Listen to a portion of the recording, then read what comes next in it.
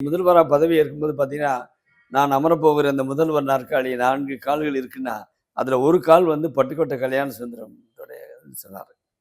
சிவாஜி அப்படி இல்ல. ஆக்டிங்கில் என்னென்ன இருக்கோ, ஆ நகைச்சுவை நாயகனா நடிச்சாரு, வில்லனா நடிச்சாரு. இதெல்லாம் லேட்டர் பீட் நம்ம தெரிஞ்சுக்கிட்டாலும், இவர பத்தி தான் ஆய்வு பண்ணணும் அவங்க முடிவெடுத்ததுக்கு காரணம் இதுதான். இது மாரி நடிகர் வந்து ஹிந்தி பட உலகிலயோ, இல்ல மலையாள பட உலகிலயோ, தெலுங்குலயோ, கன்னடத்திலயோ எங்கேயும் கிடையாது. இவர் மட்டும் தான். இன்னும் சொல்லப்போனா, ஹாலிவுட்ல கூட சிவாஜி கணேசன் மாரி ஆக்டர் கிடையாது.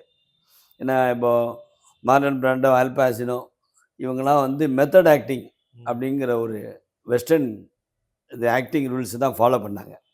அதனால சிவாஜி கணேசனுடைய ஆக்டிங் ஸ்டைல் பார்த்தீங்கன்னா, குறிப்பா பாடி லாங்குவேஜ் எடுத்துக்கிட்டீங்களா, அவர் வந்து அவர் நடித்த படங்கள்ல ஆரம்பத்திலே ஒரு மர்டர் பண்ண ஆளா நடிச்சாலோ, இல்ல கதைன்னு பாதியில வந்து அவர கொலை பண்ணக்கூடிய சூழ்நிலை அந்த கதையில வருதோ, அவரு இடது கைய மட்டும் தான் யூஸ் பண்ணுவாரு.